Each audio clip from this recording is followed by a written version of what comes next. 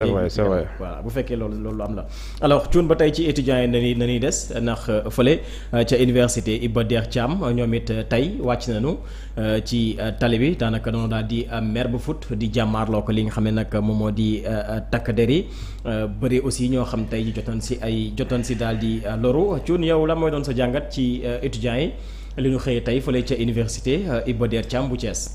waaw xam nga ndeysaan étudiants yi nag ñoom tamit xam nga dañuy faral di wax ne su dee dañoon dafa am moment boo xamante ni bu baax bi la. xam des fois période bu baax bi la loolu la ñuy tuddee wax moment bu baax bi heure bu baax bi. waaw parce que fii bu la rëccee. soo moytuwul di nga bëgg du am. maa ngi yëgal aussi ñi nga xam ne ñoom ñooy seetaan xale jigéen ñi. bu dee am ngeen ay copains étudiants fay nañ leen seen bourse yi na ngeen leen woo. fayeku nañ de. jot nañ ay 500,000 la gars yi jot nañ ay presque ay 1 million. ki ma gis kay 500 et quelque la laal moom. waaw seen copains yi am nañu fayeku nañ. na ngeen séddoo ak ñoom. voilà balaa ñu naan dëgg tey dafa dëkk bi daa tar-tarul. ils ont encaissé xaaju moo dama ne encaissé nañ xaaju million woo leen na ngeen leen woo de.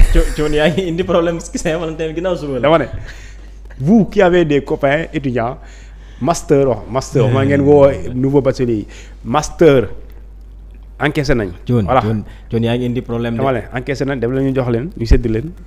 léegi li nga xamante ni moom si li nga xamante ni moom mooy.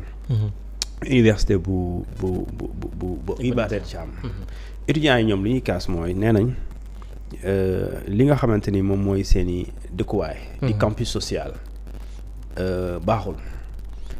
Depuis ñu commencé ko defar dafa am lu ñu tuddee nombre de pavillons. maanaam fu ñu dëkk ñoom fu ñu loger lu ñu waxoon ne dina pare fii ak ay weer wala at. waaye ba léegi loolu dara baaxul su ma jumulee 6 pavillons xaw ma ñoo baax. mooy 1000 logements yi. mooy 1000. alors que 6 ñoo baax ñu ne léegi dañ ciy dëkk ci sonn ci.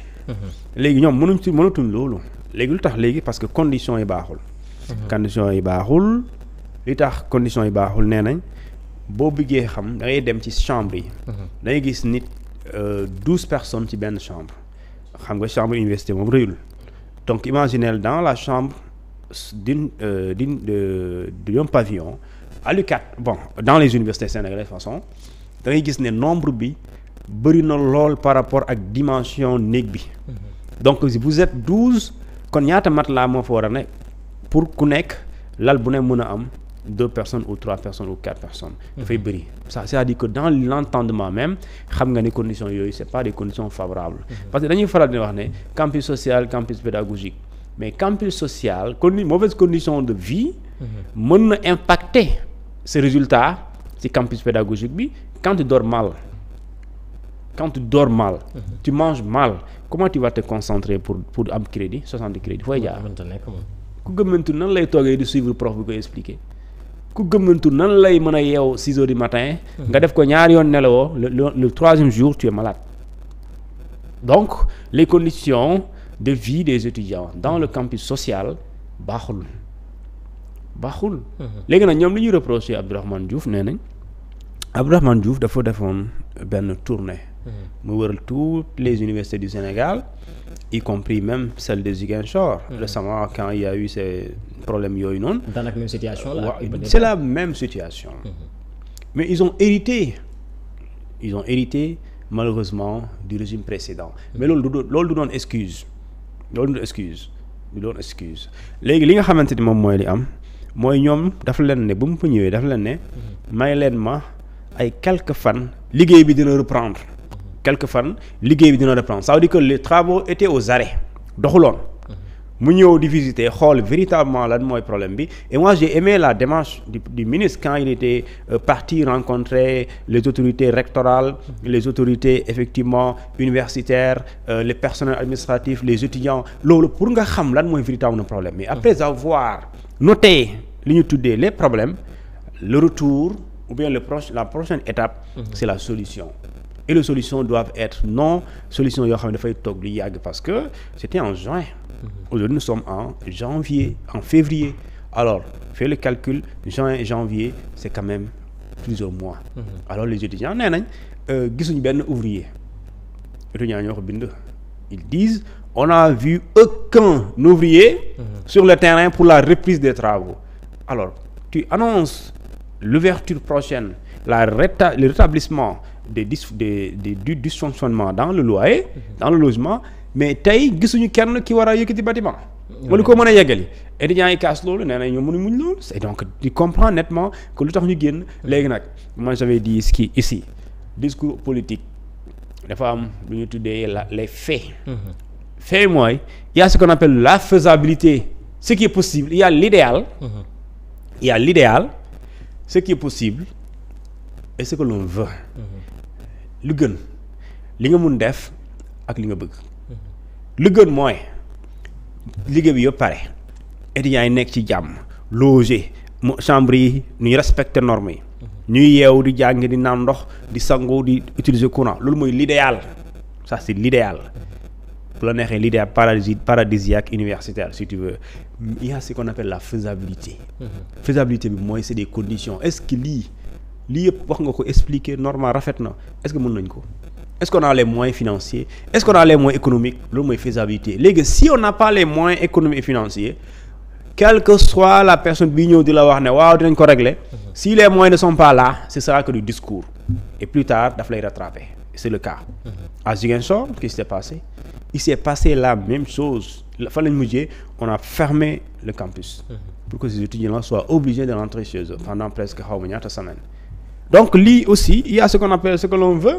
Le ministre bu bëgg wala état lu mu bëgg mooy ñu tabax ñu yeggali pavillon yi étudiants yi dugg fa waaye bëgg ko taxul mu nekk mooy il faut nga mën ko, il faut nga yor ko. Et loolu boo ko yorulee mën nga ko bëgg fii ba 100 fois tu vas promettre monts et merveilles mais absolument non, il se passera absolument rien par rapport à la reprise des travaux. Donc pour que loolu amaat il faut nga génnee ci table bi teg ko génnee xaalis.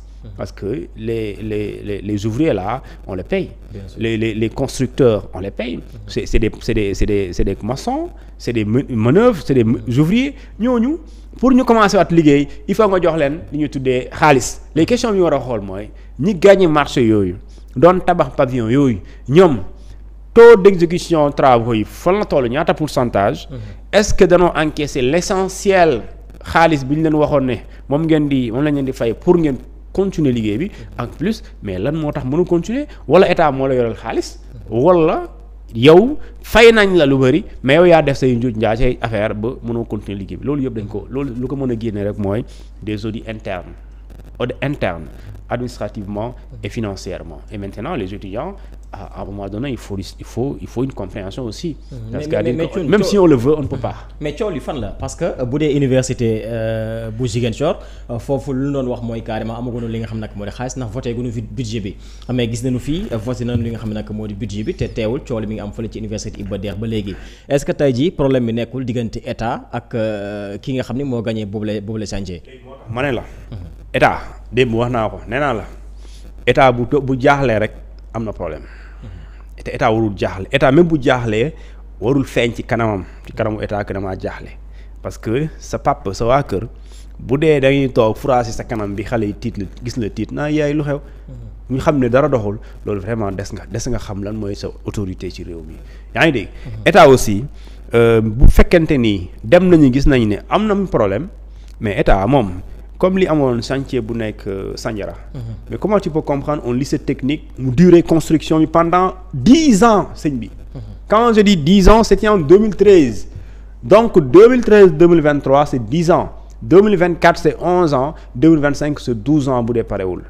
Mais en 12 ans on peut former plusieurs générations en 12 ans.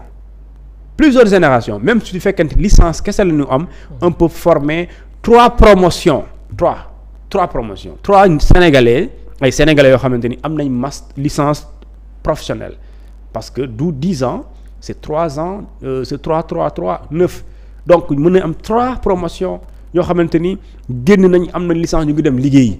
Maintenant ñu ne foofu ñu war a jàngee 10 ans ñu ngi defar loolu ñu ngi defar lycée bi mënul pare mais si c'est le cas dans ces chantiers là mais dañoo war a xool ñi nga xam ñoo gagné marché bi c'est-à-dire que c'est quitte ou double. Day tàllalu wala nga dagg ko mooy mën nga yeggali marché bi nga yeggali mënoo ko ñu nangu ko jox keneen sinon lu muy def rek mooy tu vas pénaliser et tu vas pénaliser des Sénégalais qui à la limite ñoom ñoo war a bénéficier wu ci loolu nga xamante moom mooy liggéey moo tax état du jàmbat parce que li ngay jàmbat mën nga ko faj parce que am nga les moyens c'est quoi l'état et l'entreprise dañoo signer benn contrat les contrats boobu noonu c'est des clauses c'est des engagements si l'entrepreneur ne lay respecté wul engagement yi loolu motif de rupture la si l'état aussi ne le respecte pas moom mën na ko topp ci yoon mais bu dee léegi nag problème bi man xaw ma entreprise bi la wala état moo yore entreprise bi xaalis loolu tamit mën nañ ko xool est-ce que état yorelul entrepreneur yi xaalis fayul leen ñooñu tamit ñu téye seen loxo mais gëm naa ne est-ce que bu entrepreneur bu ñu ko fayoon sañ na taxaw fii du yeggal chantier yi kon état da koy poursuivre ba pare jël liggéey bi jox ko keneen moo tax le problème est profond il faut que aussi à la limite que ñu am plus de sérieux dans ce pays les étudiants de ce pays là waruñu leen négliger boo négliger étudiant mooy yaa ngi négliger xam-xam parce que ñii boo leen bàyyee dañuy ñi nga xam ñooy def live TikTok di traiter ay cas di saaga nit ñi yaa ngi di TikTok non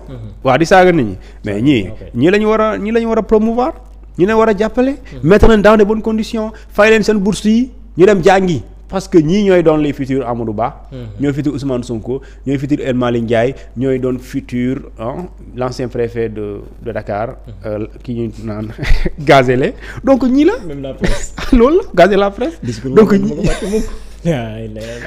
la donc ñii dañ leen war a dooleel parce que suba ëllëg maanaam li ngay tabax tey Sénégal bi nga bëgg defar tey suba ñi bokk na ñu continuer chantier yooyu donc loolu aussi il faut ñu jàppale leen ñoom tamit après ñu bàyyee di yàqate gis naa ñu si communiqué bi ñu bind ñu ne defuñu dara bari ñu ñuy gaz mooy déet def ngeen dara di ngeen taal tali bi pare ngeen defal taal kay moom def ngeen nee na policiers yi dañ ñoo matte dañ ñoo kii réprimer violemment alors qu'on n'a rien fait ma di ko déet sëñ bi lumière bi kii la mooy taal ci ginnaaw def ngeen moom pën kay tey ñëpp ko gis nañ bàyyi yu daal état na gën a góorgóorlu yàlla baax na gis nga xoolal yaa ngi ne indi nga problème 2 ans Galsen mi ngi nii naan dama la man kay maa la ko wax ku ci am copain ci indi problème dara nañ leen dem lan de fayeeku nañ yow ñii dañoo jëloon affaire bi denc ko. fayeeku nañ pour après Saint-Valentin bi yaa ngi indi nga problème. déjà Galsen man xaw ma Saint-Valentin xaw ma